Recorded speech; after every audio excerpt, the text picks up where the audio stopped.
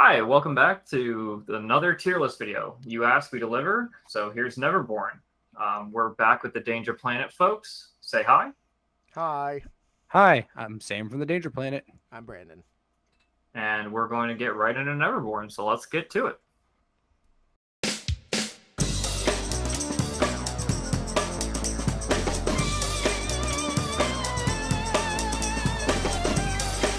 It's bad. Great, Doug's muted. Okay, Marcus, do it.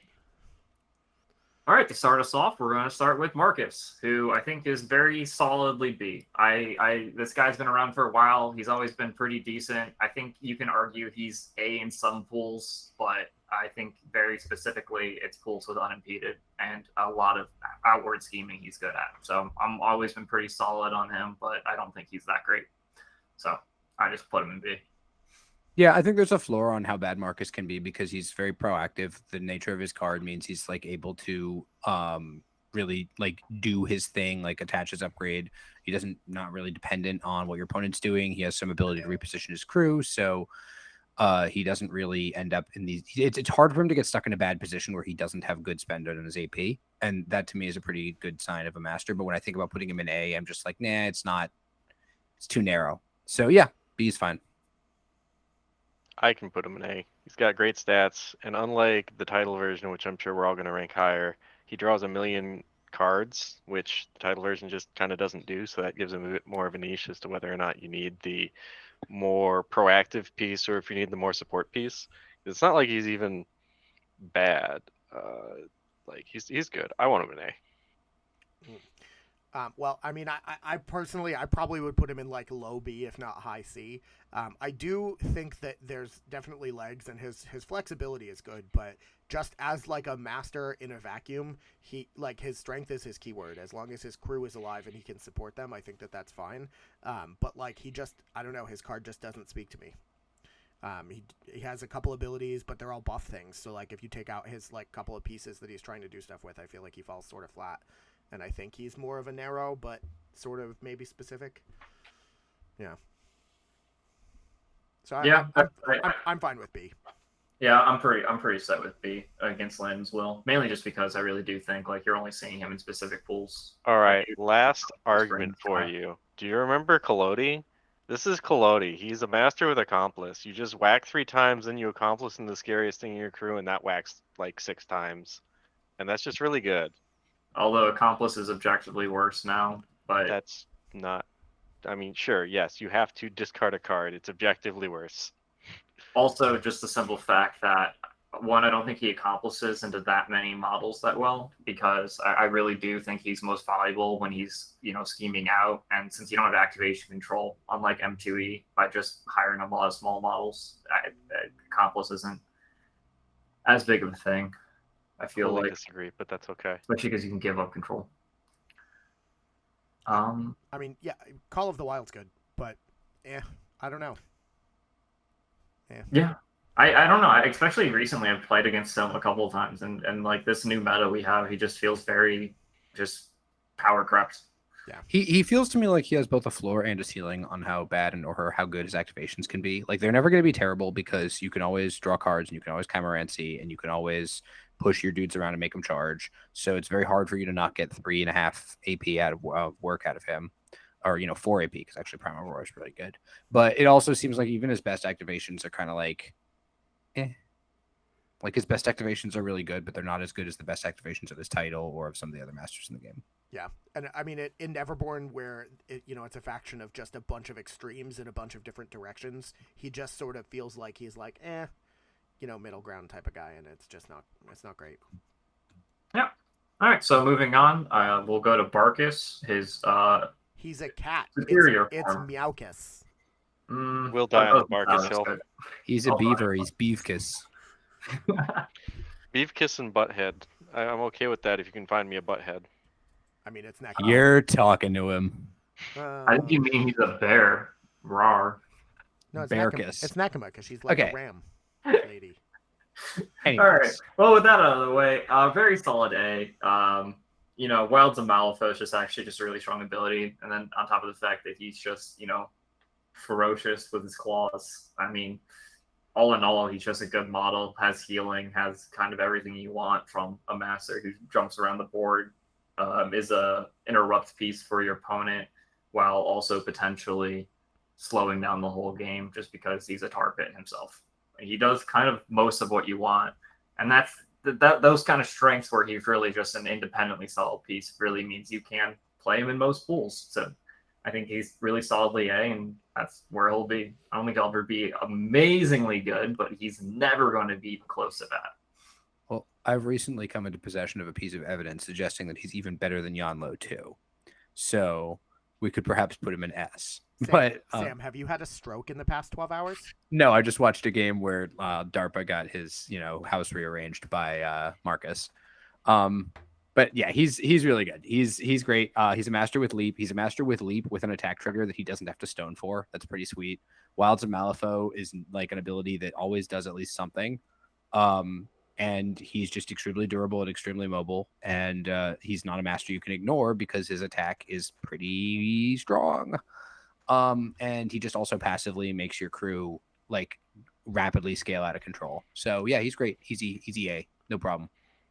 S tier, and I wouldn't call having a tie game getting my clock clean, but maybe it is. I don't know. It was just out that turn where like nothing could kill Marcus was extremely entertaining. So like that's part of the reason why I maybe rate him higher is that like he's a master that you can just kind of throw in, and when he's normally supposed to die, he just ends up back in your enemy's deployment zone and heals for fucking 11 because Miranda's dumb. But he's just a piece that goes anywhere on the board with a bunch of very flexible, like defensive tech, a bunch of flexible offensive angles. Like, say spreading out and scheming, but he doesn't even have to do that. He has plenty of options to not do that. Especially in Neverborn, where you have the Mysterious Emissary, where you just have a 4-inch aura of your opponent's on nib flips to the fucking Mysterious Emissary attack, right? Like, I think he's clearly a head above most of the stuff you'll see in the faction. And I don't think he's ever a bad pick. And I think that's what we defined S tier as. So I am happy to slap him in S. I think he's just always going to work. I will say what's keeping me out of S is that so I played a game with him against Jim Dyson, and I won because he's really, really good, and I've had him in A. But as soon as I basically took the pressure off my opponent's shooting crew slightly, which I just inevitably have to do because you don't have a perfect hand all the time, and sometimes you have to scheme. The shooting was able to clean up a lot of my keyword because I don't think his keyword is very resilient. It's not bad, but a lot of his stuff is a little, if it's not stealthy, can be focused down. And he's good, but like he gets into the middle of your opponent's crew and he kills all their weak stuff, but he doesn't like just one round strong models, like, powerful masters and henchmen and stuff in the same way that some of the other really high-end beat sticks do. Unless you've like done a lot of work in advance to set it up by putting like a million upgrades on him. So that never really matters because you never need to deal with the strong beat sticks for most crews, but that's true. But what I'm just saying, like this is what I'm saying, he's A. He's like obviously an A tier master. But when to me, S is like warps the game in a way that I don't think Marcus warps the game. Like S tier masters like really dictate the way your opponent is allowed to play in a way that I don't think Marcus 2 does. I don't know. I find him to be similar to Yanlo 2. He's very good though. And like Leap, there's a floor on how bad a master with Leap can be. Leap is incredibly strong. Yeah, I think that we're pretty solidly in A as well. Leap is wild. Like it's so good. He just sort of feels like he traded up a bit in the fact that he's just a little bit more offensive and a little bit more involved in the game and less of a buffer. And I just like it more. I think that's where I'm at. Plus, Wilds of Malifaux is insane. It's like sort of Gravity Well, right? It's better than that because it gives your Mysterious Emissary free terrain anywhere on the board. Well, it's also a 4 instead of a 6. But yeah, it's very good. The terrain part to me is more relevant than the plays part. Sure. Yeah, I mean they're both good. And I think Marcus 2 is going to be the Marcus that we see pretty much. I don't know if it's an auto declare because they sort of do different things a little bit, but I think if people are going to be playing Marcus, they're probably going to be playing Marcus 2. And the old Avatar Marcus, which you can still buy from Weird's web store, is a great stand-in for Marcus 2 until he comes out. Yeah, I'll just justify my not putting him in S because I think the crews that I play a lot of, so like Hoffman and Arcanus, Sonya and Guild and stuff like that actually do a really good job of just shutting down what he and his crew wants to do. A lot of what you're talking about, like the ranged attacks and just being able to like pick off his models, and then I don't even necessarily need to kill him. I just need to like stun him or keep him annoyed, and he's perfectly. I think there are just certain matchups and pools that he's not the greatest in, and that's why I keep him in A. Because most pools, is what I was saying. But yeah, I think with that we'll move to Lucius. We did Lucius in Guild, and he doesn't get better in Neverborn. Shockingly enough, I think having worse upgrades is actually the only thing I can really say about it. I almost want to. Did we end up actually throwing him? We did stick him in D. I want to stick him in D. I don't think he's playable in Neverborn. I never really want to see Lucius 1 anywhere. Yeah, I'll stick him in D. That sucks. He sucks. Oh, you see, oh, I'm sorry. You still going? I was just gonna say the thing that you might say for Lucius in Guild is that you can like hire Lone Marshal or Pale Rider or something, but like, boy, you can't even do that. What are you gonna hire? Angel Eyes? Mature Nephilim. Mature Nephilim is why he's better in Neverborn than he is in Guild. At least Lucius 1 here. Yeah. So I disagree. He is at least a C tier. I think because the Mature Nephilim are just good enough. Yeah, just having. Yeah, I can see that argument. So having just. I'm strongly in C tier for that reason. I think that Lucius's best model in either faction that he can play in. Well, maybe not in either, but good lord, Mature Nephilim are good, and you can hire one out of keyword with Lucius when he's playing in Neverborn. So like, you know what? Also, Ancient Pact is not a strict downgrade of an upgrade compared to like Guild upgrades. Ancient Pact is a quite powerful upgrade. Ancient Pact is very good. I don't think that Lucius really needs it, but like. Having access to it, especially on some cheap minions, and being, I think it has just enough legs with a Mature Nephilim in the crew. But like, good lord, if you're playing Lucius 1, like you need to buy the Nekima box set. I just don't see you winning the game without one, or two. I don't know, maybe 2. I think the only reason I didn't even think of that is just because if you're playing a list like that, you could just play a better master with the you're absolutely good. He is objectively better for having it. That Mature Nephilim are really good, but like I don't know if that makes Lucius good. It just makes Mature Nephilim good. I mean, fine. Like if you guys say C, I'll buy C. But anyone can hire Mature Nephilim and also not be Lucius. Yeah. Only Neverborn Lucius can hire Mature Nephilim. Yeah.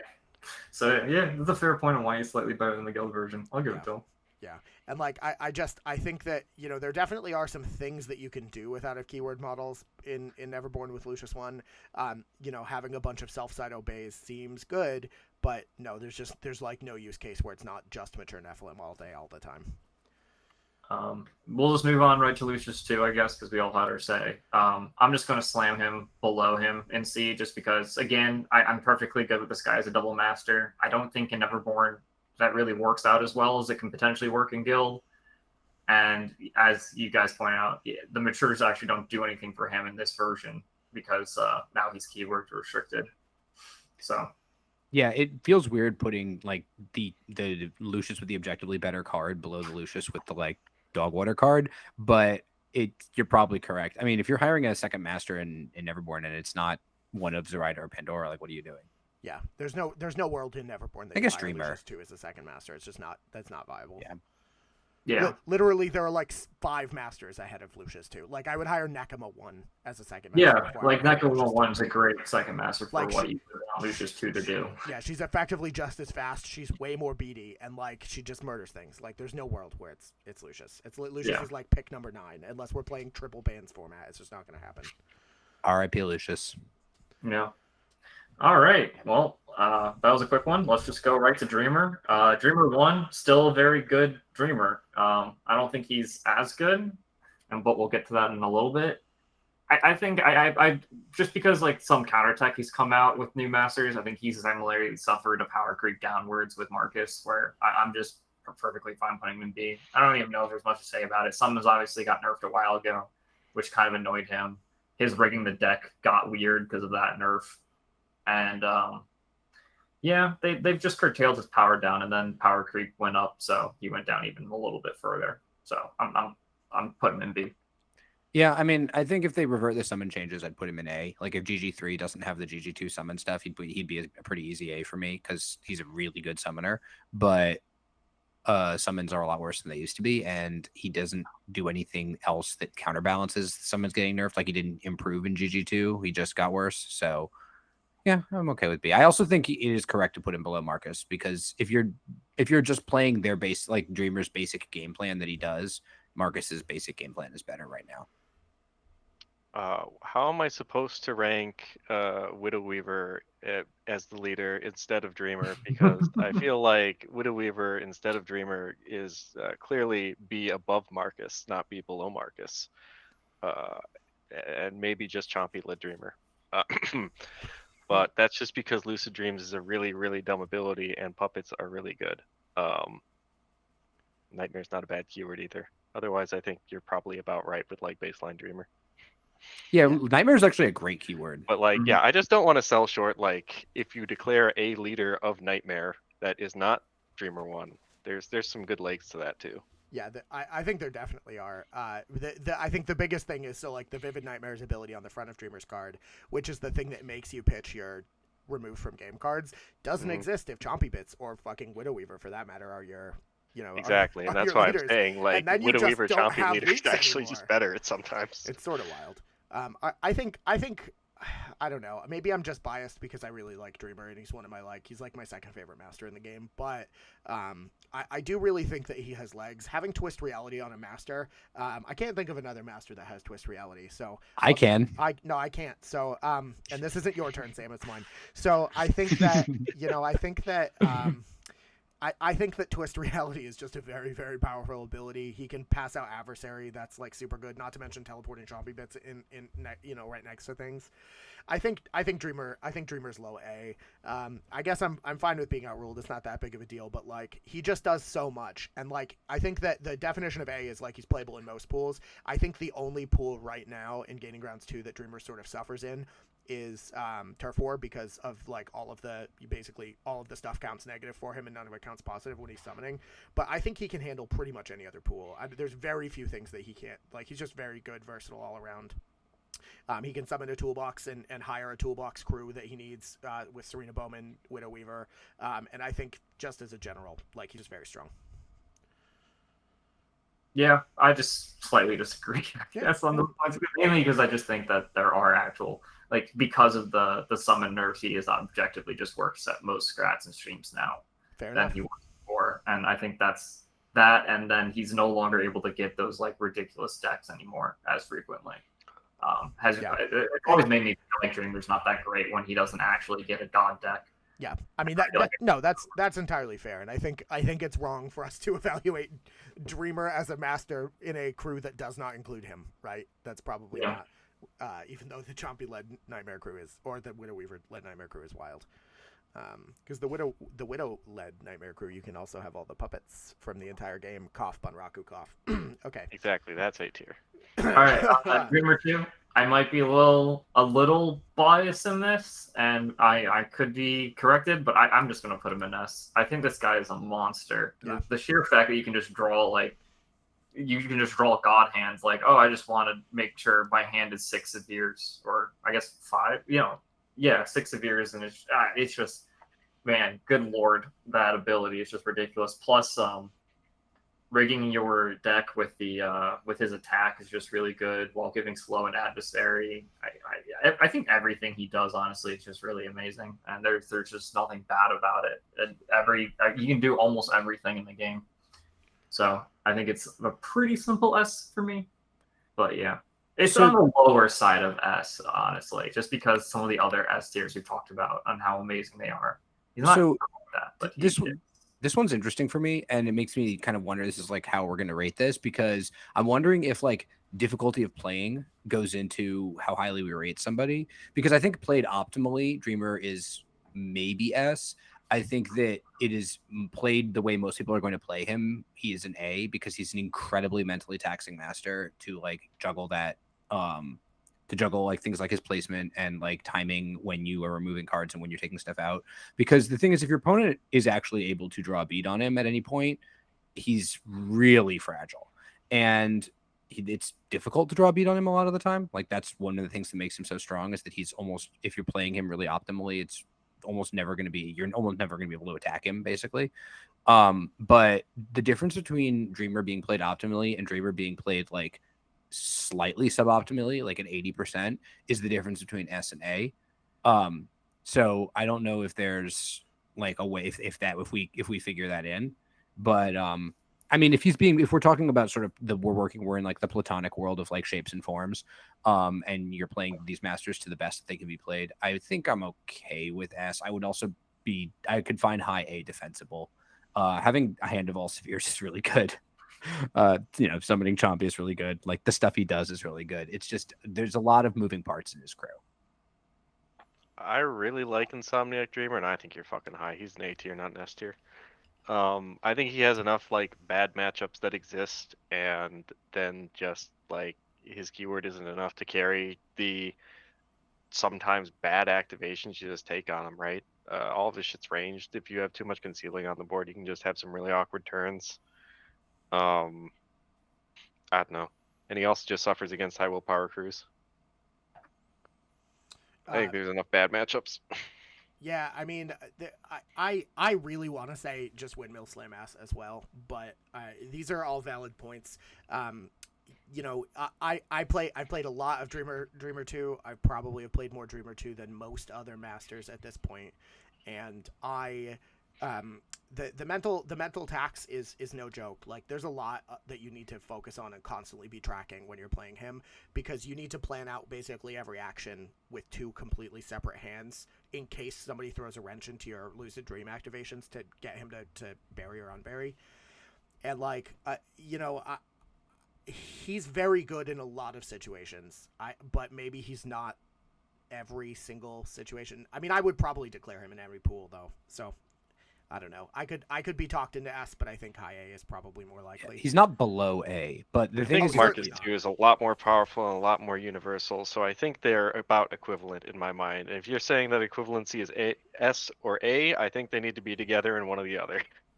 I would put them. I'd be more comfortable putting them both in A than S. The thing about Dreamer is if you screw up an activation with Dreamer, sometimes the cost is you just instantly lose him.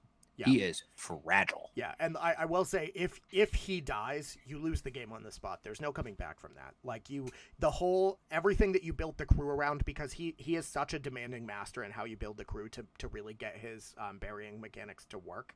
You have to build your crew around him, and that crew fucking blows if he's not there. Like you absolutely cannot let him die, and if you do that, he just you're just screwed. Yeah, and the other thing is I feel like a lot of the things you use to Lucid Dream can get picked off really easily, and if you drop like 2 of those models even, suddenly you're not like cycling your hand twice every turn, you're getting like somewhere awkwardly through the turn a hand of better cards. So I think that's not necessarily the case. So basically he can do it himself, right? So if you have to punt one of his activations to like set up the pacing for every turn for the rest of the game around turn 3, I don't think that's the worst. But realistically, you're locked on turn 1. There's nothing that anybody can do to stop you unless they like snipe your models from your deployment zone, in which case you've already lost. In turn 2, you're usually going to be putting most of the things that you're using to Lucid Dream into threat range after you do it. So I think you're locked for turn 1 and 2 basically, unless you really, really punt. And then in round 3, maybe you start taking some casualties. But one of the things that Dreamer 2 is like just has as an amazing card draw engine is just 2 Daydreams that both have the Ancient Pact upgrade, which both have Lucid Dream. So you're guaranteeing at least 3 because you have 2 of them, and then you have Chompy Bits, which you can summon back. I think it's very hard to disable him unless you know exactly what you're doing or the Dreamer player fucks up. I don't know. Last 3 games I've played in Dreamer, I've killed at least an Insidious Madness turn 1, and that's just like a consistent thing. I think that happens a lot of the time. Yeah, I've never had an Insidious Madness die on turn 1, and that sounds like a bad decision on the Dreamer's he's playing Malifaux too, so no, not Yunlo 2. I think one of those was even a fucking game of Asami 2. That sounds like a mistake, but maybe I don't know. think it was. I mean, I like Insidious Madnesses. I want my 2 Insidious Madnesses to live. Yeah, I was a lot more scared of him, and then I had that game, that Ulix 2 game into him, where he just like was unburied for an activation, and I was like, walk, charge, knock aside, kill you. That was like my second game with him. No, as it's a true. master. I'm just saying, like, when But, somebody, if sure. you're not playing him optimally, like, I'm not. That's not Yeah. like Also, a dig I on had you. no, I know, but I'm just saying I don't know that that's the best data set because that was my second game. I think that was my second game with him as a master, and that was the first time I had ever played against any single one of the models with in Ulix's keyword, like at any point. Yeah. I mean, I'm not saying that game is demonstrative of like that specific matchup. I'm saying it illustrates what happens when Dreamer is on the board. If you punt, that's he what dies. I'm saying. That's for sure. Like anything with a grudge can kill him if you can get past the Serene Countenance. Like you're just done. The Serene Countenance and Innocent Bystander. Yeah, Innocent Bystander, I guess, but yeah, I don't know. A third of the deck just can't hit him. Yeah. Look, Innocent Bystander is definitely relevant, having that had come up a lot in my Asami versus Dreamer game, where it's like, all right, I have like a fucking high card of a 5 here. I'm swinging against the defense 4 model. Surely I'll hit. Nope. I guess I just don't beat his stat 0 because he's injured, but I don't care.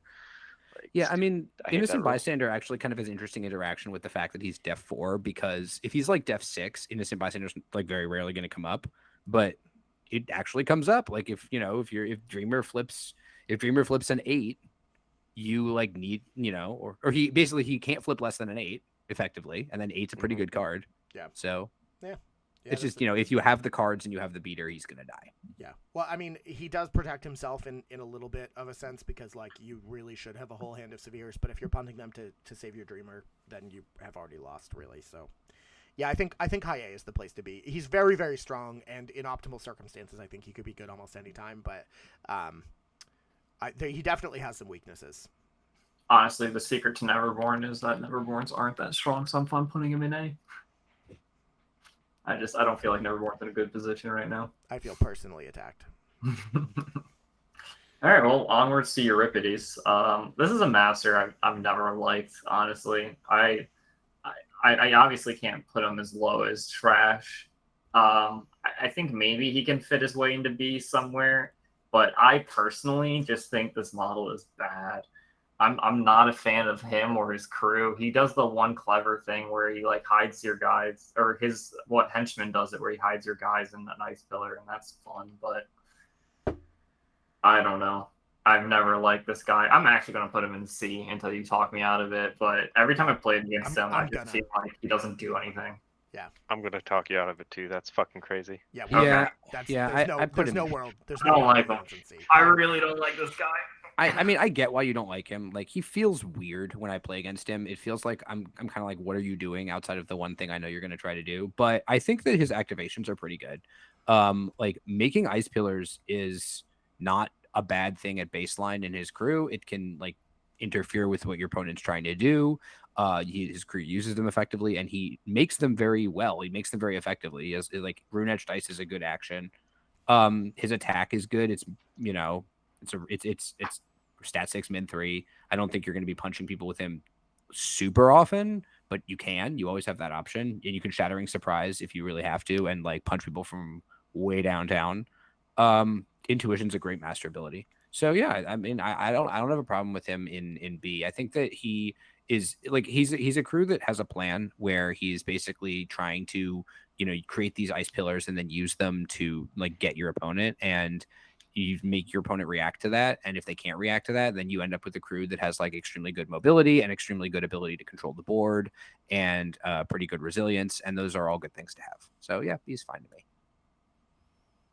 I think the only reason Euripides doesn't get played more is because he's the new kid on the block, and I think most of the new masters that aren't named Von Stuck just get a little bit less play time, even Von Stuck to an extent. And secondly, just like he's a little hard to play. I think in the heyday of when Blackblood Shaman was like a good model for out of keyword, he was easily A tier for me. Now I'm saying he's at least high B tier. As mentioned, he punches pretty well. Like, Blast is neat. Sometimes ice pillars just crack open a map, especially something like symbols, where you just block out symbols and your opponent's like, cool, I get 1 point on symbols this game.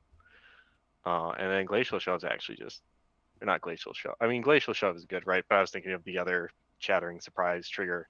Just gives you some weird mobility where you just get to attack from good angles. And I disagree. I don't even think in the 2 weeks I played Euripides that I even relied on the Thune gimmick in a single game. I think there are a lot of games where I just didn't hire Thune. He's got a lot going on outside of that. So Something I also don't like about agree. him He's is good. he does have TNs, but he has intuition. Yeah, he comes with intuition. He comes with one of the best upgrades in the game just on his card. Like the fact, like I think if he didn't have intuition, the fact that he has a bunch of TNs, it would be a big problem. But he does. He has it. So there. So I'm much more in agreeing with Longton than this. I honestly I think low C high D. So I get what they're trying to do. I've played him a few times, but I really don't like Euripides 1. His keyword is all 50 mils, which is a problem for most maneuverability. I think that he has intuition, which is good, and he can sort of plan out his turn, but he doesn't really have that much in terms of defensive tech. He's hard to kill, I guess, which is neat on a master, but he's defense 5. He has a buttload of health, but his crew is so unwieldy. They don't have a lot of synergy. The ice pillars are nice, but in Malifaux burns, there's so much marker removal and they're destructible. I'm not digging Euripides. I guess I'm outlier here in D, but no. You can't put him in D. I'm not going to allow it. All right. Let me walk you back here since we're talking about in Malifaux burns. He has a TN14 tactical action. Sorry, a TN14 shockwave tactical action that does damage. You know who that kills in Malifaux burns? Jan Low. All right. So there you go. Yep. What? Flip those 12. Yeah, try and rune not edge take dice. 2 damage. It's a tactical action, so it mean, gets around incorporeal. Sure. I mean, I guess. You want to ping 2 damage at a So I could have my master spend all 3 of his activations to maybe that's a very do 4 damage to Yanlo. Arrow 6 strength. damage to Yanlo, but yeah, sure. Well, I mean, you're also feeding Yanlo a bunch of fucking cards from Yanlo's always going to have 2 cards. That's true. Fine, Road. fair That's enough, never an issue. But I mean, the point being though is he counters your ice pillars. You're a surprise, and I think Brandon's right. I mean, that's the reason why I particularly don't like him. I used to play X's a lot, so I had a lot of good marker removal, and I never cared about him. And now that that's in every faction, basically, I don't care about him times 2.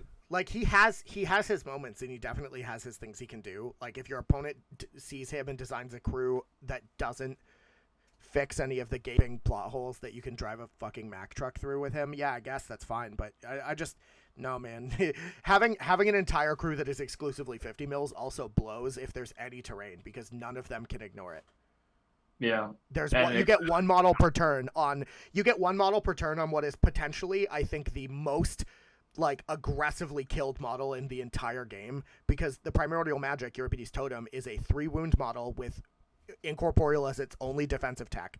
It's defense, I believe, 4. Yeah, it's 4/4. Yeah, it's defense 4. It's incorporeal, which is nice, but it has 3 health and it has arcane res 4 on it. There's no world where that is not the first model that dies the second that it gets the opportunity to, and that's the only way that you can have your crew actually move anywhere around the board, because it makes one of your dudes incorporeal. But even then, everybody's so big and it just there's too much. If you pilot him perfectly, maybe B tier, but I feel unless you play dozens and dozens of games and get really, really good with him and know exactly everything that you need to do, and also the terrain supports you and your opponent designs their list wrong, I just don't see him being good. I think that's why D. I'm but low B. I below see Dreamer. C. I'll be talked into C, but I think B is wrong. All right, with you guys high B, me I almost. I'm low B. I think Lee's low B. That's what I meant. With you guys in B, Brandon in D, I'm gonna keep him in C. I think he's perfectly fine where he is. All right. Well, let's talk about Meatfest. Well, now see, that's a different story. This Euripides is better than Dreamer. Maybe worse than Old Marcus. Maybe better than Old Marcus. I actually kind of like this version of Euripides. Obviously, I think just having a lot more survivability really helps him out. That being defense 6 is actually a huge difference. Sure, he kind of lost some damage on his attack on Mins and on the Severe, but it's range 2 now, which is so much better on a 50 mil than range 1. And I don't know. I think this model is just overall just better than the old one, and it does its job better. I've been a little more afraid of him than I was ever of Euripides 1. I still don't like him, so I still almost want to put him low B, but No, this guy's an A. This guy's an A to me. Hepatomancy is a stupid ability.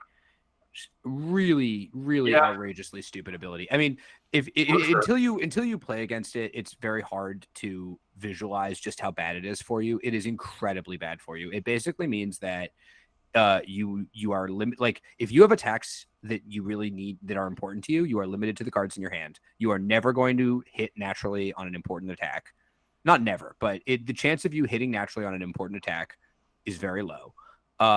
He has and it's just an outrageously powerful ability. The thing is, like, if the person who was like attacking, because a much more powerful use of hepatomancy is targeting your opponent's deck, and if that required the model making the attack to be within 10 inches of Euripides, then maybe the ability would be a lot worse. It doesn't. As long as the target of the attack, the model that you're attacking, the savage model you're attacking, is within 10 inches of Euripides, he gets to screw with your deck. And in practice, that's his whole crew all the time. And you have his yes, he's a lot more survivable because of the shielded and the fact that he can, if you ever get him in melee, he can heal a lot. His ranged attack has like an incredible amount of play to it because it's pretty easy to just like bounce it off of a pillar and pretty much touch almost anywhere you need to hit. And I think that like he also solves the movement problem that Brandon brought up with Avalanche. Push a model 5 inches, ignoring models, ignoring terrain, and it even has like the ability to maybe ping out some damage. I don't really think that part's that important, but yeah, he's an A. He solves the problems the crew has, and he's just massively threatening, and he's massively threatening from complete safety.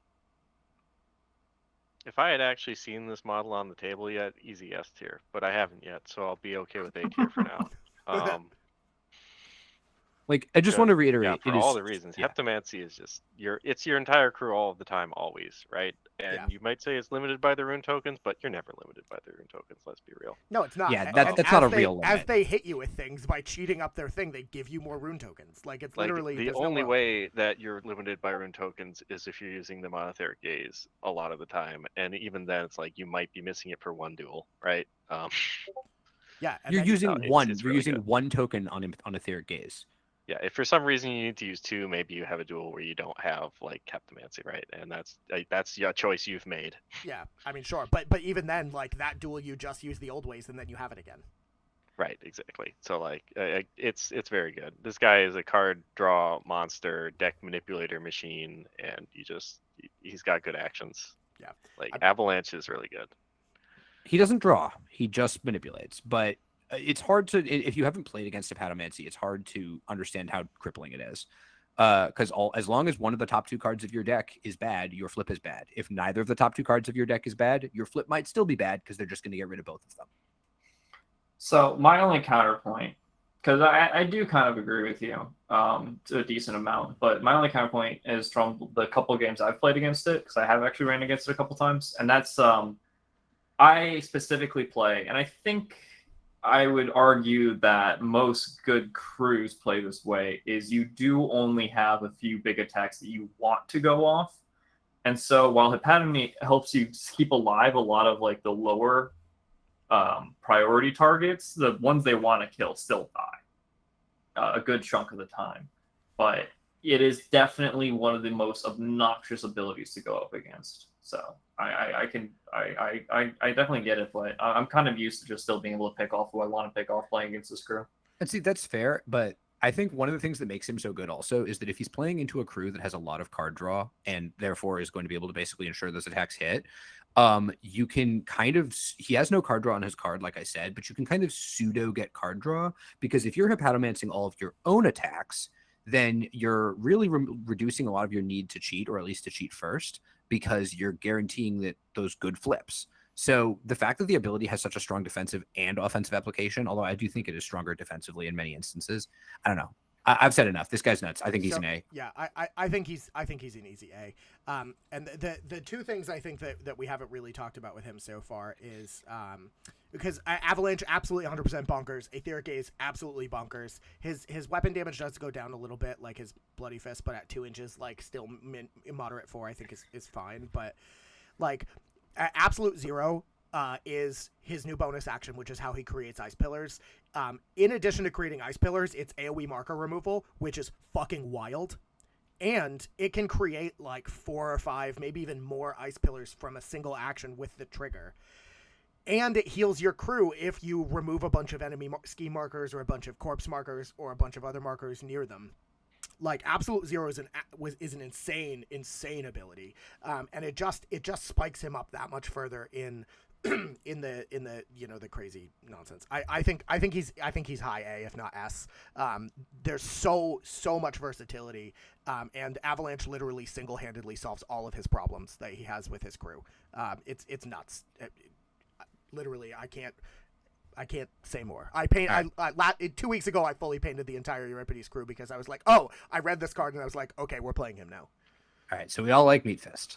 Yeah. Last point to revisit before we move on. Cult Guys are just a thing that exists. Oh my god, They those have things are 30 millimeter models in the crew that are not my opponent never garbage fired, now. though.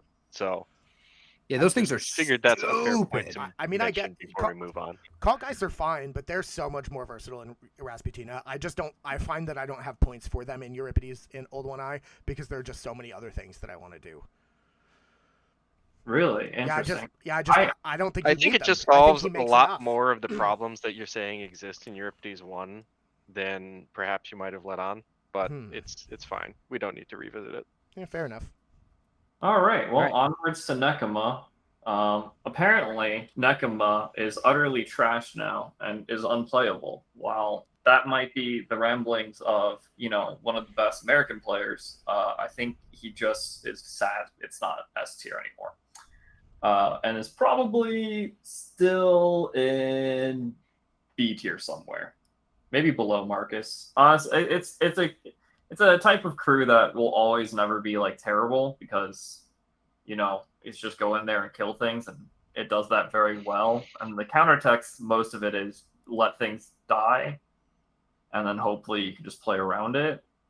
So it definitely did get weaker as power corrupt happened and certain defensive models became more popular, and just the ability to play around it in schemes and strats is a bit higher. But yeah, I'm willing to put it in B tier. It's still just monstrous and how much damage her and 2 matures can do to your crew.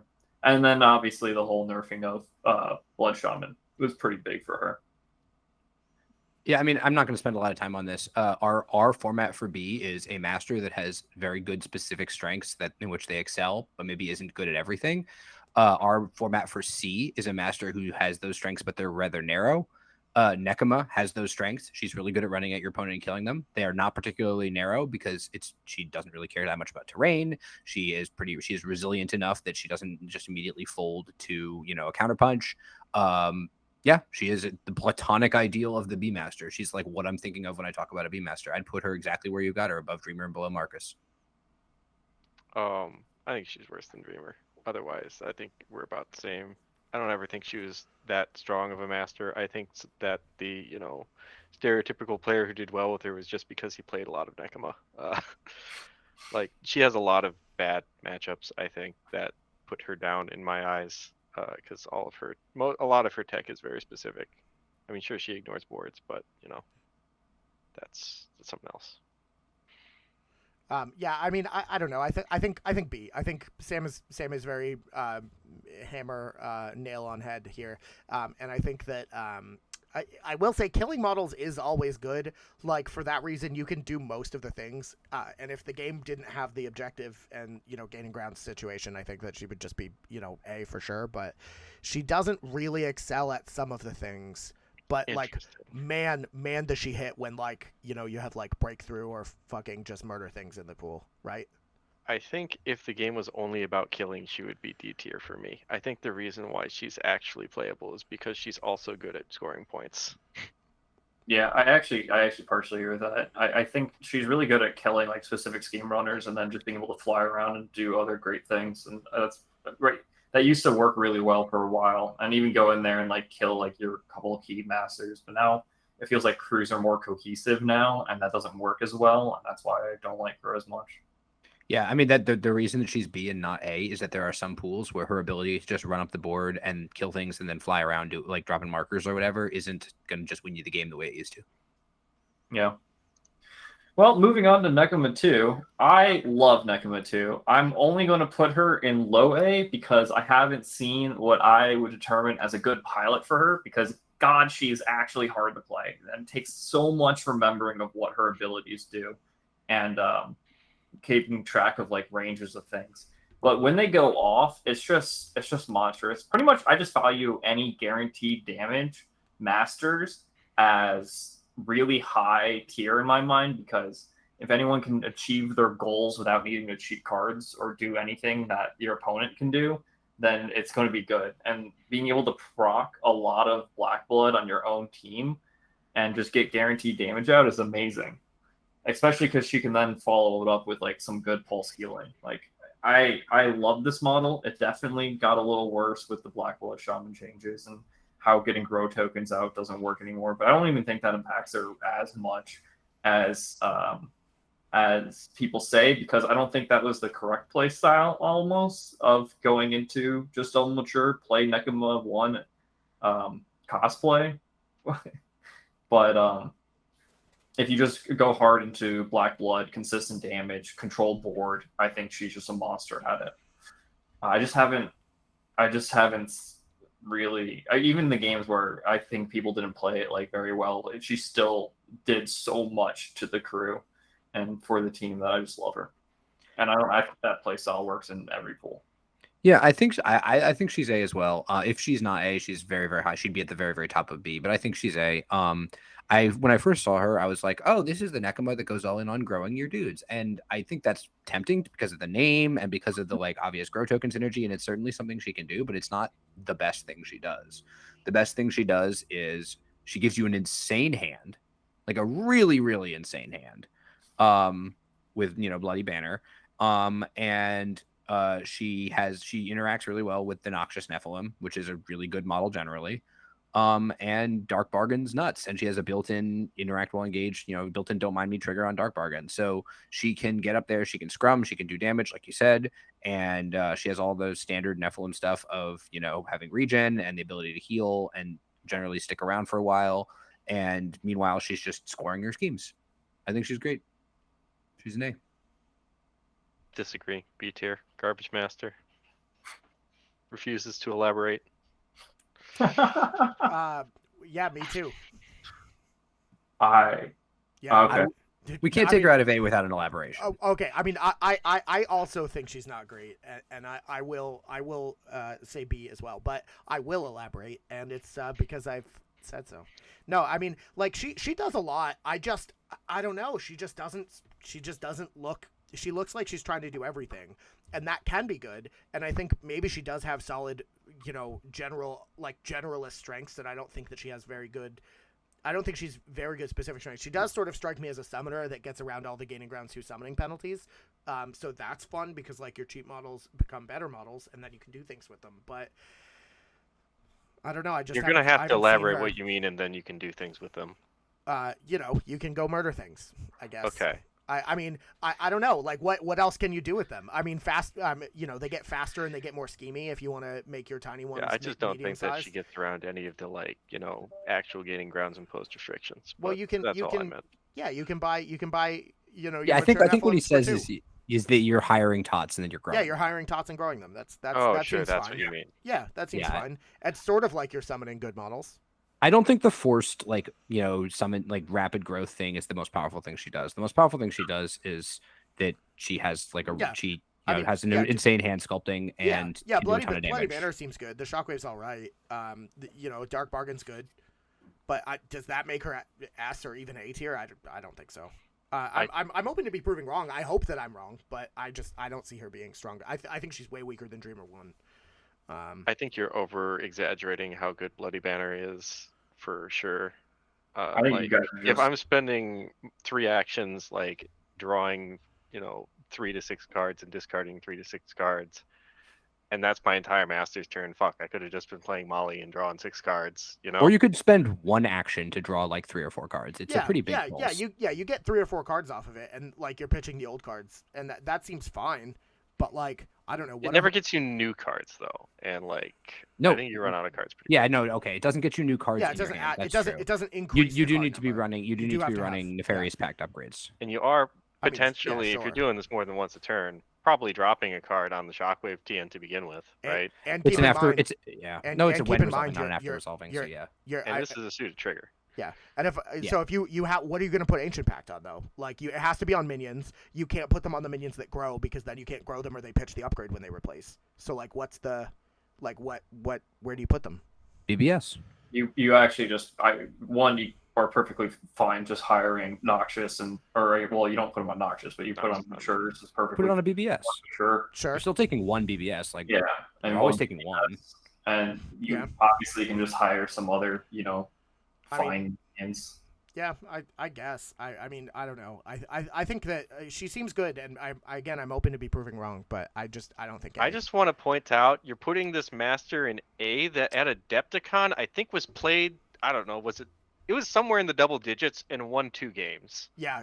Well, to be fair, a lot of the people that were playing her were like solo Nekima Neverborn players, so like I don't know but that you we think can they'd still really- win more games if they're like solo dedicated to Nekima, and it's not like I'm saying they didn't podium, right? I'm saying that even you know amongst the back end of the field, they still didn't win games, right? They performed terribly.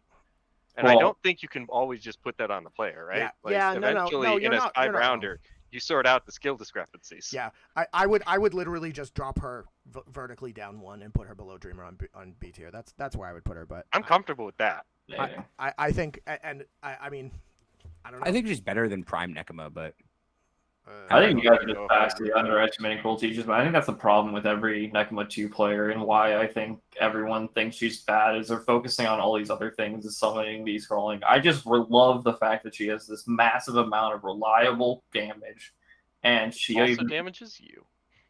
yeah, unless but her whole crew's got Hayward, huge that stacks was of hit really points and okay, just keep Hayridden alive is now your game plan. You have her, Hayridden, keep them alive. You're pulsing out so much damage and healing that it just doesn't matter. So just to reiterate, we're putting a master in A tier because we're relying on Hayridden. That's I what mean, just sure. All right, I'm fine with that. I love.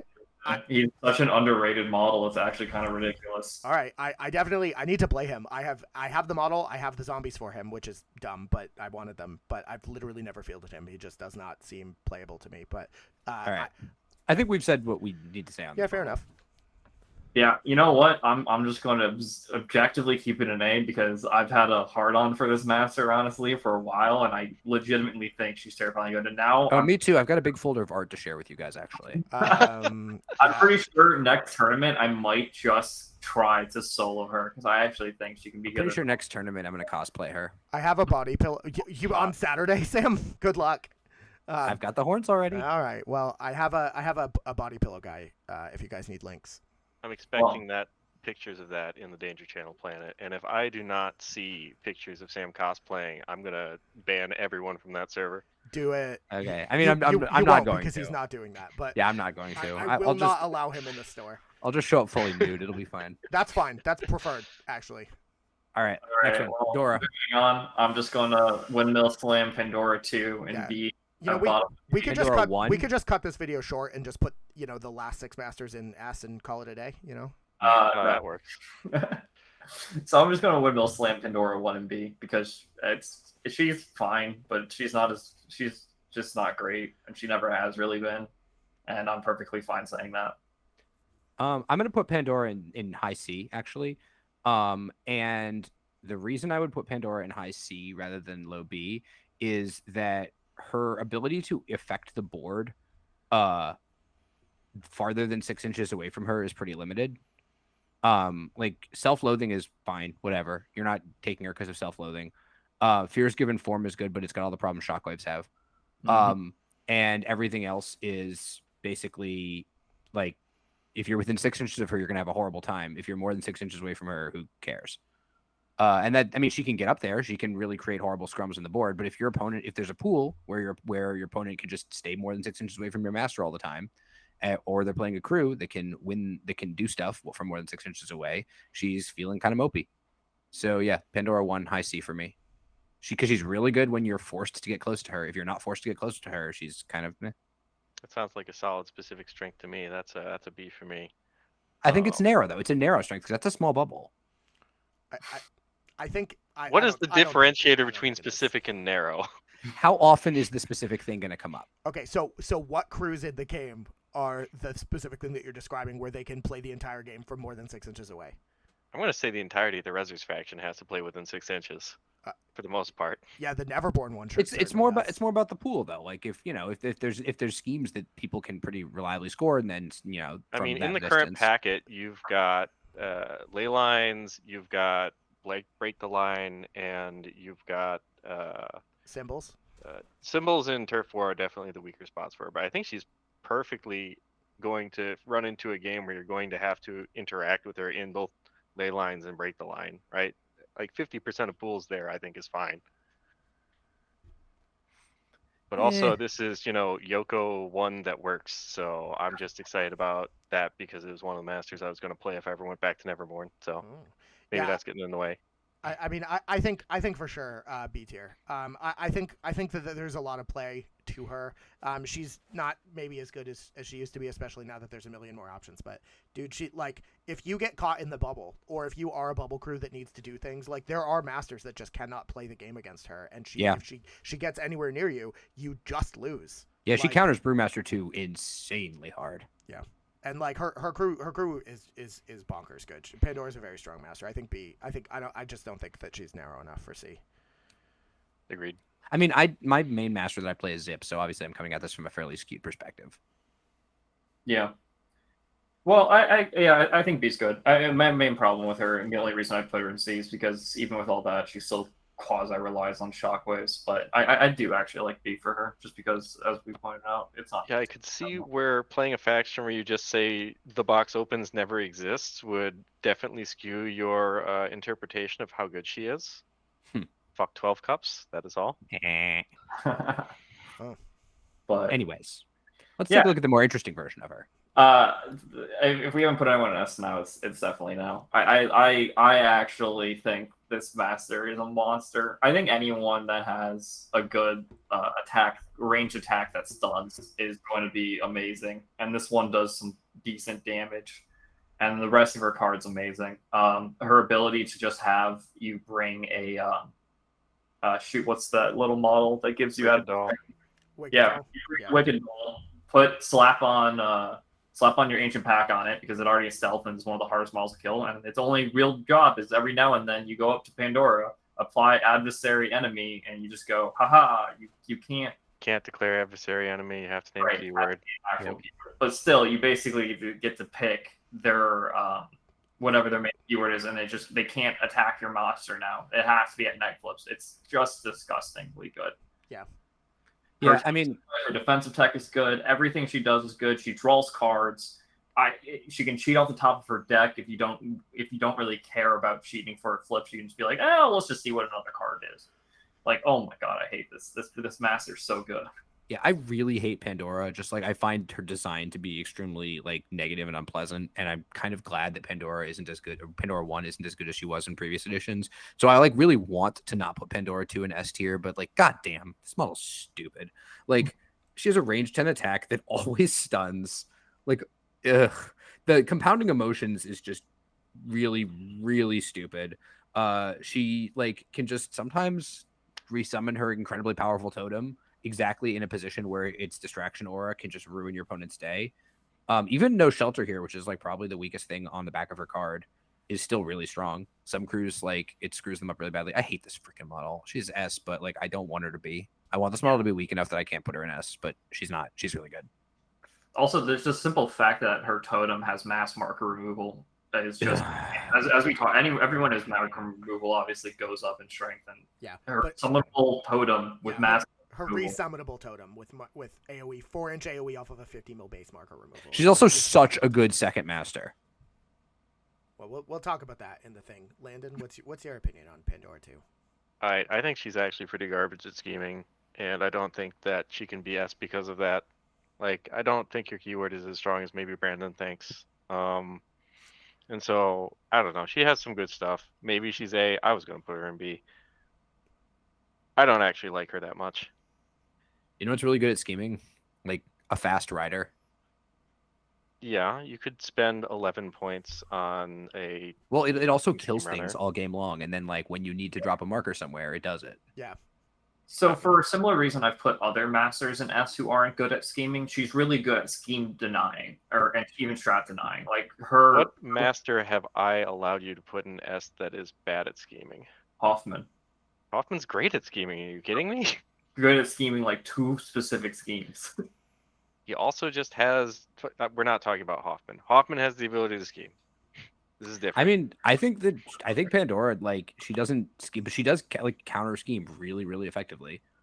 She Like, countered well, and so she's going to make it pretty decent at it. It's never going to make her bad at it.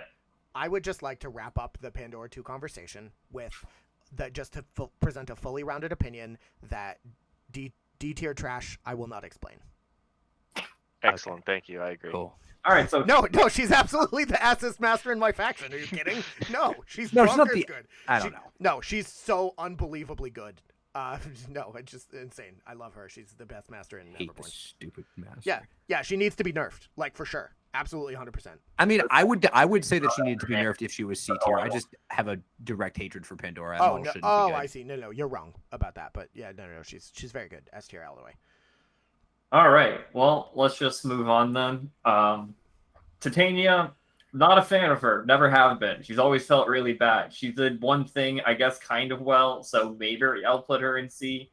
God, actually, do I want to put her below Lucius? I You don't. can't put her below Lucius. Brandon will kill you. I will leave She's right now. So, yeah, she's never done anything that amazingly good, and then she still kind of just dies, and I'm fine with that. And it's really good at tar pitting because while she does just die, she does it very slowly, at least with the whole severes or moderates. But even then, against most good crews, that doesn't matter. God, I feel like every time I've seen her play, she goes in the middle of the map, she's annoying for a turn or two, and then she loses the game. I disagree. I mean, so I think I'd put her in B. I agree that she can be low impact. I think that she has a surprising amount of like killiness to her. People think of her as being very, the master that doesn't die, but Awaken Hunger is actually just like a really savagely good ability. Queen's Command is unresistible damage, which I know is like Landon's favorite thing. Yeah. And it's not very much unresistible damage, but it's not very much unresistible damage. No, it's like two AoEs of one. Yeah. But I mean, Awakened Hunger is just a crazy good attack. And like just by existing, she makes the rest of your crew harder to deal with. I think I'm willing to put her. I'm willing to put her in B. She has enough mobility too that I feel like I don't feel bad about like trying to scheme with her. Like she's mobile and she's not fragile.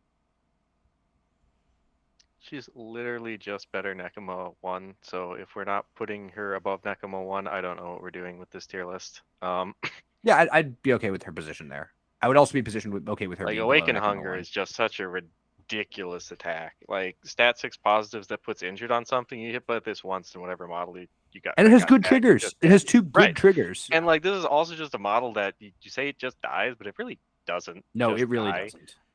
She has Like one of if the- people one of are the best. losing Titania, you're playing against bad Titania players, right? Like usually how it goes is she gets hit down to like 2 or 3 hit points and then just like germinates away and Awakened Hungered twice, and now she's at like 7 hit points again because of focus cleansing, and you have to like walk charger again if you want to start getting damage through. Yeah, I think Titania is solidly in B. I think her crew is very survivable. There's a lot that they can do. They're all hard to wound, which just wrecks some things. Cruel Disappointment, if you're going to bubble sort of around her, is literally the only ability in the game that can just straight up ignore a red Joker. Forever doomed. Okay, so almost. Oh yeah, fair enough. Yeah, that is that the Hangman thing that counts them as black. Okay, so there's 2. Yeah. But like Awaken Hunger is insanely strong. The Queen's Command is really really good with her trigger on that, which lets you teleport her effectively 9 inches, and she flies. Like, she's solid. And I will say it's definitely gotten weaker now that there's general marker removal. But Abundant Growth is insane. The fact that she can put out like 1 million severe markers can just wreck crews, even crews with marker removal. You can put so many down that they just can't deal with them, and you slam them around into people, use them to teleport. There's all kinds of things. I think strong B. I don't know if necessarily she's better or worse than Nekima, but she's definitely stronger than C tier. Literally just better Nekima. She does all the same things, and yeah, she's a little bit less killy, but is like tankier and yeah, just has more consistency in murdering models because of Awakened Hunger. Yeah, she's less Cruel spike damage, but Disappointment. she definitely is more. Cruel Disappointment, not keyword locked, by the way, reliable. so it even makes like the good models in your faction significantly harder to kill, like Emissary and what do you call it? Candy. Yeah. Like, I don't know how we haven't been talking about those 2 models more in the context of every master we talk about, because those are like some faction defining models. Maybe we'll see them at the end. It's on Emissary all the time, but when he's good, he's really good. So I kind of agree. I don't know. I'm fine putting him B. I was mostly going with C because I do think it's a narrow strength of her tar pitting center, and that's what's really good about her. Whereas literally just better Nekima. Yeah, that's not the only thing she does. Does it better, but I also arguably more consistent ping damage if you take like Blade Rush or something like that. But then stat 7 attack. Like, I don't know. I'm not willing to say it's better Nekima because it doesn't do what Nekima does in the exact same way, or even close. But I can find her, I guess, annoying enough to put her there. I've never ever cared when I see this master on the other side of the table, though. All right, let's go to Titania too, because I know people got opinions. The weirder one where you can draw a lot of cards, and then I don't know what else you do with her. I legitimately don't know where I want to put her, just because I haven't seen her do anything amazing, but her card looks like it should be good, and that makes me confused. But she draws cards, yes, but every time I've seen her played, which admittedly is only twice, I think, it just felt like she doesn't accomplish much, and her keyword kind of sucks, if I remember correctly.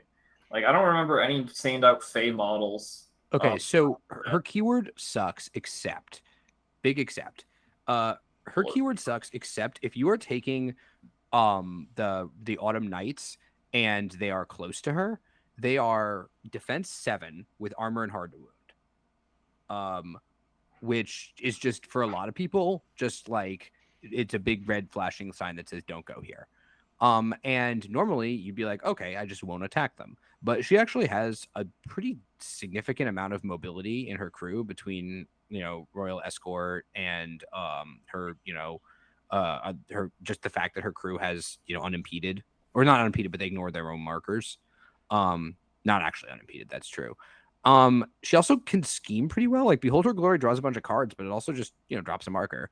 I do think that it's hard for me to evaluate this model. I have not played against her personally. I've only seen her played, and that always, I have a harder time with masters. I haven't actually tried to like get in the zone of thinking, okay, so how am I going to win this game?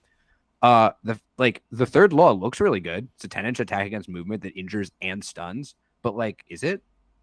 What do you do with that? I don't know. She's very difficult for me to evaluate. I would not believe if you put her in S, and I would not believe if you put her in low C, but I'd believe almost anywhere else you put her. I guess B is okay. I want her to be above Pandora, though. I hate that fucking master. Sure, I'll give that for you. Thank you. Landon, are we wrong? Man, I'd have to see this model to tell you you're wrong. I think it's good. I'm kind of in the same boat as Sam, right? Yeah, I think we there's all. a lot of solid things on this card, and I think the important thing is that I can think of is I can visualize a couple of places that I'd really want to play her. Like, if I'm looking at a pool, I'm like, man, I got to take Vendetta in this pool. I think I'm taking Titania Autumn Queen, because like, you just get these unkillable, reasonably costed pieces that really excel in a scheme like Vendetta. Because like the pet peeve I have is people like hire these 10-stone models and put Vendetta on it, because their opponent takes a 10-stone model, and it's like, why are you taking these 10-stone models in Vendetta? And the answer is usually because I want to Vendetta the other guy's 10-stone model. Then you find the guy who just like hires nothing more expensive than a 7 and just scores Vendetta, and the other guy who was supposed to take Vendetta in the pool can't now. So like I feel like she's good in those pools, right? With like Vendetta, catch and release, those minion-oriented schemes. So I can definitely see a specific place for her. So that's why I think B is probably the right spot. I definitely don't think she ever makes it into A because I feel like there's enough like weird knots you run into trying to play her keyword only. So you know what is kind of fun about her is that you can actually take the Mallosaurus Rex with her and not feel bad because she makes its stats be not as embarrassing and builds in every single one of its attack triggers. Oh, is that minion only? It's minion only. My dream is dead. See, again, I can't even evaluate this model. I don't know what she freaking does. No. Like, she does so much weird crap that doesn't seem to link up. She makes your Rougarous actually like amazing kill machines. She makes your Autumn Knights not die. Yeah, she still has this weird like thing where I just wish they made her keyword unimpeded. Like, yeah. Again, I keep thinking they are, and they're not. They're just unimpeded for their own thing. It is a big downside, I think, on why I never feel like I care about them so much. Just being unimpeded on that cruise is hilariously bad. Yeah. So I hope that you're all ready. Strap in for what is going to be the hottest take of this entire series. Yeah, I sort of agree. Like, I don't really know what she does. She has a lot of words on her card. That makes sense. Yeah, I think maybe there's... I don't even think there's potential. I think the problem with her really is, like, if it's a master you want to draw cards with, you have Zoraida. If it's a master who you want to stun people with, you have Pandora. Even that draws cards better than this one. And if it's a master you want to make Autumn Knights better, just don't hire Autumn Knights. Yeah, no, I actively want to hire Autumn Knights. I like Autumn Knights. I usually with every word that came out of your mouth. What? So out of Aqua's mouth. Oh, okay. Oh. So she definitely draws cards objectively better than everything you just named, right? Yeah, I was gonna let that one slide, but it did sound weird to me. It just doesn't do much more than that, though. Like, I really wish her card did, like, I almost wish like her ranged attack was just slightly more damage, maybe. I mean, it's really fun with like the hooded. You put up the Hazardous Terrain, or you have the Emissary to also have Hazardous Terrain. Her attack is now a 3/4/5 at a stat 7, which is really good. I mean, she doesn't ignore concealment, so I mean, that's a big problem. And she draws cards, and she does have a stun button, which is nice, but again, it's just weird. And ever since like they nerfed, I mean, I think she was definitely like a high A tier when the just like Changeling, you were, yeah. And Changeling to just when you could behold her glory twice per turn. Doing that, but now that you have to spend your master AP doing that, and it's just not great. But she works really well with Hooded and the Emissary, so you just hire those two, and then yeah, sure, the Autumn Knights or Rougarou I think are slightly better. And well, they do different things. Like the point of hiring on the Autumn Knights is they just will at that point never die ever. Yeah. Because you can also heal and shield your own packet really good. This is one of the ones where I almost feel like having like a question mark tier might actually be fine, because obviously we haven't played all the champions or played against them well enough, even with this group of people, to really definitively try to narrow these down. I'll say also her model is gorgeous. I'm thinking of painting it. I have it because I got the Ulix box. I'm thinking of painting it just because it's a really good looking model. Yeah, I'm in the process of painting mine right now. It's really good. Huge fan. I don't know. I don't know how to evaluate this. I haven't played her yet. I don't want to. Like I look at this model, and like there are definitely models like I want to play. Like I want to play everything, really. I even want to play Lucius, but like this, I can't follow the breadcrumbs because they just lead to a bunch of confused circles that don't. Yeah, why does she have a stat 7 on her melee attack? Like that seems crazy. Or not even melee. It's a 6-inch range. Yeah, she doesn't have any melee attacks. Yeah, that's right. It's a 6-inch range. Why does she have a stat 7 on it? It feels like it's encouraging you to take that attack, but I can't see myself doing it that often. Yeah. It's for hazardous terrain, right? But I mean, Pandora 2 does a similar thing. She also doesn't natively generate hazardous terrain. You have to do weird crap with Killjoy to get it. Yeah. No. You just need Rider or the Emissary. Oh yeah, that's true. That's true. The Rider can do it. Anyways, moving on. I'm now going to do the hottest take I think ever. and I'm going to just slam Zoraida below Pandora. So I unironically actually hate Zoraida. I think I would rate her below B if enough people wouldn't just get mad at me for doing that, and I would succumb to peer pressure. Mainly because my biggest problem with Zoraida has been and always will be that obeying masters who want to obey their own models are just TN machines. And I'm not the biggest fan of how gimmicky her draw mechanic is, because you're able to help your opponent sometimes. You can hurt yourself. I mean, obviously, you can always choose not to do it, but sometimes, just the tantalizing aspect of drawing more cards is good. And it's just a master who I feel like you have to be really good at to just be an okay master, like in B tier, where you can do some really cool obeys against people who have like good enforcers or henchmen that they want to do. You're not ignoring anything. I think the biggest reason why I would even maybe potentially move it higher B is just because having Hex on her is just good. Like just having a Hex model is really strong. And then they nerfed she obviously went down in tier when they nerfed her who are the guys who just drew cards? Bakors.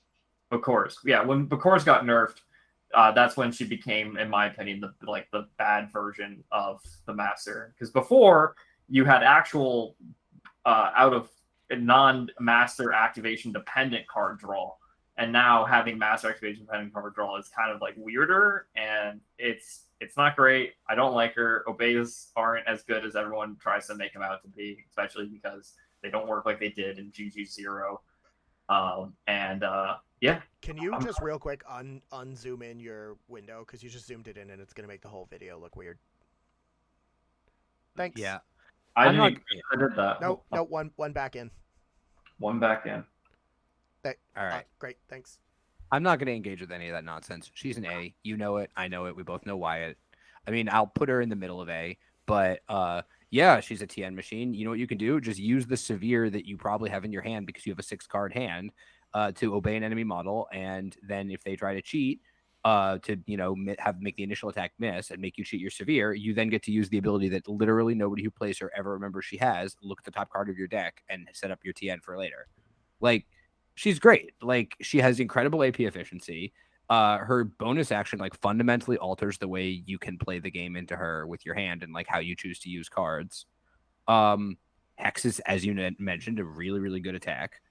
12 inches for whatever reason. She's resilient in the nature of never having to put herself in danger. She never has to take a walk action. Yeah, I mean, I'm not gonna say she's as good as she used to be. Obviously, Bokors got hit pretty hard, but just the sheer AP efficiency of playing in this crew is really, really high, and she's great. And I'm gonna put her in A, right in the middle.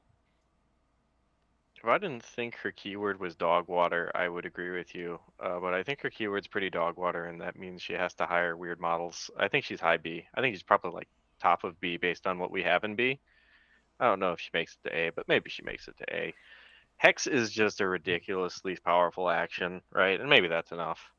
Hex, I feel like a turn of just obey my whatever the heck you hired that beats into someone, and then hex them twice kills most things in the game, including masters. So, I don't know.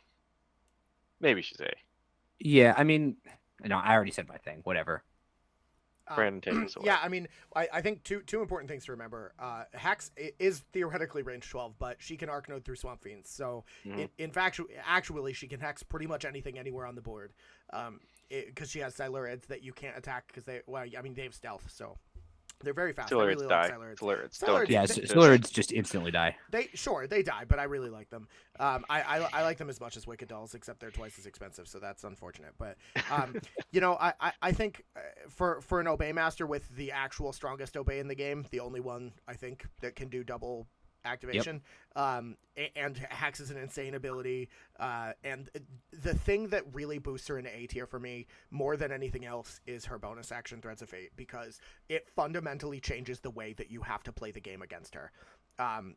We talk a lot about that, when with Zoraida, if you're, you either do it or don't, and if your opponent's pitching their whole hand and then they have nothing left, you don't, and then if you're pitching your whole hand, you do, and they just have to play around that, because if they don't, they're going to get wrongled. I think there's no question in my mind Zoraida's an A tier. Maybe low A tier for sure. I don't think necessarily she's better than Dreamer 2 or Euripides 2. But I don't think that she's in the same class as everybody else. All right, I think she's better than Nekima 2, and we have Nekima 2 there. But that's because I think Nekima 2 is not good. Yeah, I also think Nekima 2 is not that great. But I mean, look, two of us think she's an A, two of us think she's in B. Let's, at the very minimum, if you're not going to put her in A, put her at the absolute top of B. You know what? I knew I would probably be talked out of it, and I'm not even talked out of it. I maintain that she's actually legit trash. I hate her. Not in D tier trash, but I'm really not a fan. I think she baits a lot of new players into playing her and playing her wrong. Oh, I think she's absolutely not a new player friendly master. You need to big brain play every game with her. And if we're talking about brain burn with Dreamer 2, that absolutely has to be brought up. She's absolutely hands down the hardest master in Neverborn to play for sure. I think you just played too many games where people forget to do reading the cards. I have never once in my entire life ever done reading the cards. Yeah, see, that's what I'm telling you guys. Like, it's the ability that even people who like play hundreds of games of Zoraida and main her forget that she does, and it makes It's line of sight dependent. It doesn't go off like as constantly as everyone insists it does, but but it goes off more than 0 times. I've never because done everyone it. forgets it. Does it? What does that ability even say? I haven't read the card. I don't know. I've legitimately, I think almost every Zoraida game I've played against, I kill her crew because her crew is laughably weak, in my opinion. As I was saying, as Landon said, her keyword is just kind of bad models. And it's always like, try to hire hooded emissary, have good obey targets, but you get hurt by concealing a lot in this crew, because sure, you can redraw an empty hand, but you're still having to do wonky things to get around concealment. And I feel like the crew itself doesn't actually justify her ability to just be able to hex. And we've seen some other masters who have good injured, and that's the real benefit of hex, right? That sure, she gets some AP efficiency with obeys, but so do masters that fast, like obviously Pandora 2. But I mean, it's not just hex; it's hex with coordinated attack. So you put in like 6 attacks onto an injured model, and then they die because they can't cheat defensively. Yeah, I mean, I've definitely seen her be able to like pick a target and be able to kill it, but most of the time I just feel like she has to invest so much into that, especially as I was talking about with concealment being pretty common at the moment, and other ways to potentially give negatives, but mostly concealment. And if she doesn't have a crew that can really give her focus, if she's using all of her stones, she's not getting coordinated attack. Same thing with the stone for having to do the other obey. I mean, you just never have to flip through concealment if you're just obeying your guy into position and then coordinating an attack 2 times. Like, you just never have to worry about concealment unless it's a model generating concealment.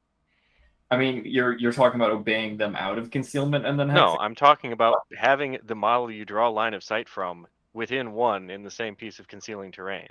Yeah. Sure. Yeah, she can I say arc node because War Machine, but she can draw line of sight from the model that you have put in position with obey.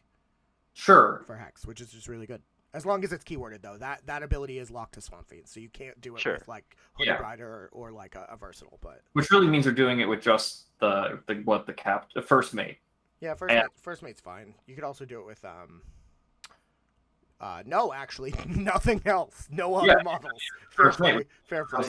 This is why it doesn't normally work, because I mean he's a priority kill target and he's not the hardest to kill. I mean, I think Kurgan and potentially the right pools. Oh right, she did get the Kurgan. Entirely fine. Kurgan's great.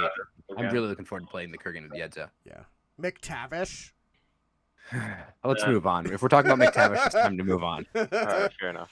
So that's Zoraida. I'm willing to put her at high B, but I actually think she's a lot worse than most people give her credit for. And in order to get to high B or low A, as you guys want, I think you have to be really good at the master, and that's hard. But On to Zoraida 2, I actually rate Zoraida 2 higher, just because I think she has one of the most underrated abilities in the game, and that's If you're gonna say Seal Fate, there's no way that's what you're about to say. There's no way. It can't be. Seal Fate is not underrated. Everybody understands how good it is. That ability is berserk. It single-handedly wins games.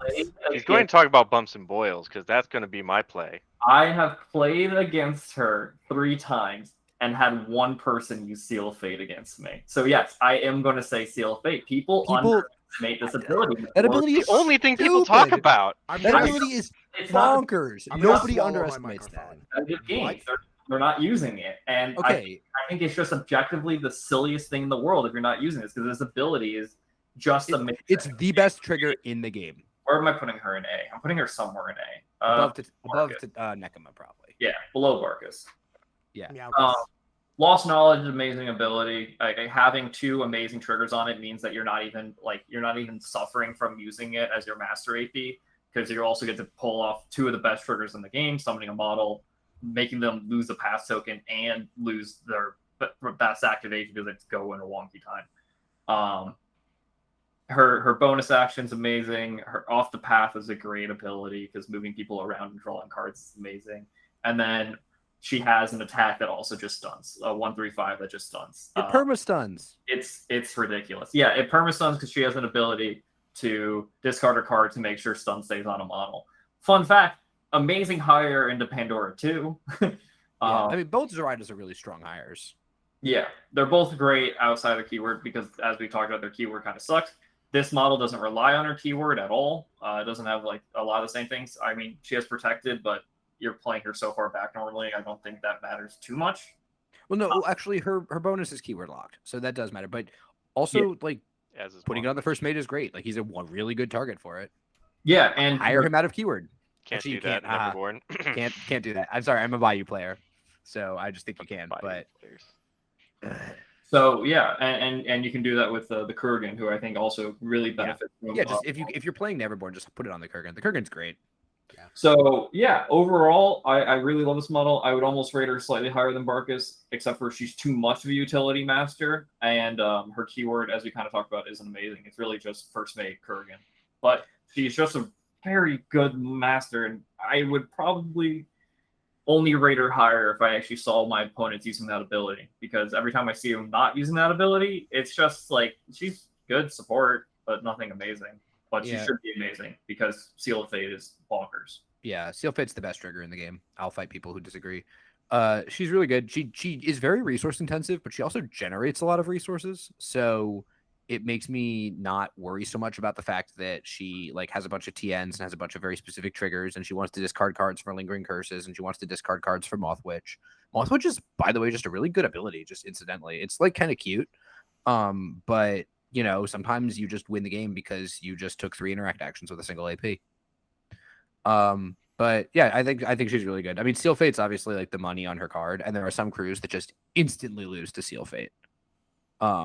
Just there are some crews that like you get it off and they just like throw their hands up. But even crews that don't instantly lose, it's a very strong ability. Plus, you could do kind of goofy crap with the combination of the Carrion Effigy, which she summons, and then Seal Fate, because it's got Accomplice and the ability to turn off Soulstone Healing. So sometimes your opponent got like a little cocky with their master, and you just like pick them off. Yeah. I think this model has too much random crap that needs to happen in order for it to work, and it bleeds cards for me to ever consider it A tier. I could be talked into high B tier, but like you have to discard so many things to get most of your stuff to work. You have to take so many walks to use your short ass ranges. Like, and if you're using Lost Knowledge a bunch, you actually have to have markers to remove. And that means someone else is making them. I mean, like there's a lot of like, or your models are other generating vortexes. them because you just took 3 interact actions with a single AP. For and discarded 2 cards. Yeah, but you draw 2 cards for each of those markers. It's pretty hard to not draw 3 to 5 cards. Or you just in your get a win couple in if you hire Wild Guys, Switch are natively good in Corrupted Ley Lines and a couple other situations. Yeah, I don't know. Bonus action allows you to treat him as a marker. Wild guys are trash. Yeah, You she heard has it like here, you're right that not she's first. resource intensive, but she generates a ton of resources. Yeah, I feel think like- it's a balancing act. Yeah, I just don't think it's consistent enough or powerful enough to like make it into A tier for me. I don't know. Especially, but the point you all seem to glass over is she also just has to take a lot of walk actions. Unless you're saying the only action you're taking on this model is lost knowledge. No, Hooded and Kurgan both move her up the board really well. Yeah, you really don't need to walk with her that much. And Exactly. like the consolation prize is if you walk with her, your other dudes walk too. No, I don't like it. Yeah, I mean, I think I probably would put her in high B tier. I think that, but basically, essentially, what the reasons Landon said, right? I think that. I think everything we have in A tier that's not Nekima 2 is easily a tier above this master. Yeah, I agree. I think I agree with that. Seal Fate bunkers ridiculously over the top. Everything else is good, but I is she playable everywhere? Like she can do a lot of stuff, but it's a balancing act. You really need to not you really need to not be in a position where your resources are getting messed with or denied, and for that reason I wouldn't just windmill slam her into any scenario. So I think she's really actually good in every scenario, except for against people who make pass tokens, I guess is her only like true quasi counters, because with taking, I don't know. I think that her ability to just have 3 people interact on the last activation potential, as well as her ability to just she has the Nefarious Pact, or she actually draws an obscene amount of cards, even if you're not necessarily lost knowledging, just because cycling with off the path is never terrible. You actually have a decent amount of movement with the Kurgan, because this is the model you're just placing forward. And you always have default markers with him as well, in case you're really running lower, your opponent doesn't make any, but which monsters don't make markers anymore. How much Dark Bargain exists in this faction? Like, not on Masters, just like Dark Bargain, the bonus action. You all know the one I'm talking about, right? Take It point does of exist damage, in this interact. faction. How much of it? Like, who's got that? Just Nekima. Nekima. There's only 4 models in the game with it. It's Nekima, Aminozako, Yin, and Tengu. Also, super deceptively, Gupify as just a hilarious better execute can sometimes just be. I'm gonna plug Gupify, strongest trigger in the game. I'm going to plug the narrative league that we're running on Danger Planet. If you Gupify the enemy master, you have accomplished the achievement and will win a prize. And that will never happen. But if it does, No, I'm switching to Neverborn. I'm playing Neverborn for this narrative league now. It's happening. It's not gonna happen. It's happening. All right, and with that, I think we've concluded. I'm perfectly. Oh wait, No, we didn't do Brandon now. Brandon. We did. No, I talked about that. We didn't do versatiles, and more importantly, versatiles. we didn't talk about the last master. Are you kidding me? Where's the Hinamatsu photo? Nope. Fair Nope. point. Hinamatsu, you can talk about Hinamatsu in the versatile time. That is when you're allowed to talk about your wretched puppet. All right. I guess we'll just do versatiles real quick right now, because I had food waiting for me. So Yeah, real same. Versatiles. I think Emissary is easily number 1 versatile. Wicked Doll is probably number 2, because that model can go in most crews. And then number 3 for me, I would lean towards. Number 2 is Candy. God, I forgot how amazing. Yeah, I was going to say. Number 1's probably Candy. Actually, Candy. Rider Emissary, I guess. I don't know. There's actually so much decent versatility in Neverborn. I'm not the biggest fan of the keyword overall, because it got power corrupt a bit. You can always hire matures, and those are always sometimes situationally amazing. But for overall, I think Candy Emissary does some really amazing things, and then Wicked Doll in specific scenarios. Candy, Bowman, Emissary, done. All right. I was gonna say the first 2 of Candy Emissary, but I gotta be spicy. I'm gonna say the Klaus package, and if I'm not allowed to say the Klaus package, I'm retracting Candy from my list. The Klaus package doesn't work anymore. Wait, what? No, the Klaus package just being Klaus and the Enforcer. Klaus and Hildegard. Why Hildegard? Because she does weird stuff if she's next to Klaus. The no focus use against your bubble of models. I played against that, and I didn't understand how good it was until I played against it. And it's a real problem for some crews to just deal with that. All right. And I think Klaus is also just good. Sure. The fact that she makes Klaus very difficult to deal with is very nice as a bonus on top of everything else. Yeah. I mean, I think I'm definitely in the boat of spot one going to the Wicked Doll. I think it's I don't believe that I have, in recent memory at least, played a game of Neverborn without at least one Wicked Doll. Like, it's so unbelievably versatile, and at 3 points for a significant stealthy model, it's just wild. I think probably in slot 2 has got to be some combination of Rider or the Emissary, but also I really want to say in slot 3 is Hinamatsu. I really like Hinamatsu, and Hinamatsu's like probably like the third best master in the faction. Well, it can't be the third best master because Widow Weaver exists, and she just does everything Hinamatsu does. Yeah, like, Widow Weaver's best master number 2. Oh, okay, gotcha. Yeah. By the way, these actually aren't even complete jokes. Hinamatsu is a really good master. Hinamatsu as a master is something that I have the whole keyword for. I've done a bunch of playing with it, and like she's very situationally good. Like she probably would be like a C tier, maybe B tier, maybe, but she's very stable, and she gives you access to an absurdly large pool of models. Like Bill Algren is coincidentally Chiangong, so you just get to take Bill Algren. You get to take Charm Warders in Neverborn, and like I can't imagine the look on my opponent's face if they declare a summoner model against Hinamatsu, and then I just rock with a Charm Warder in board, and they're like, "What the fuck is happening to my world?" Like I live for that moment. Hinamatsu's very good. I like her. But also Widow Weaver, I don't know. So that's like 9, but Neverborn. Okay. And with that, I think we're going to conclude our talks on Neverborn. All right, thanks to y'all for watching, and thanks to Danger Planet people for being here. Shout out to their narrative lead coming up. They're going to have some videos releasing soon about that. I'm particularly hyped about this. This is an idea that I've wanted someone in the community to do for a while, and now I'm pretty pumped that it's actually coming out. Other than that, we did Neverborn because people asked for it, so make sure you keep asking for things, and we'll make videos for you. So like, comment, subscribe, all that fun stuff. Have a good day.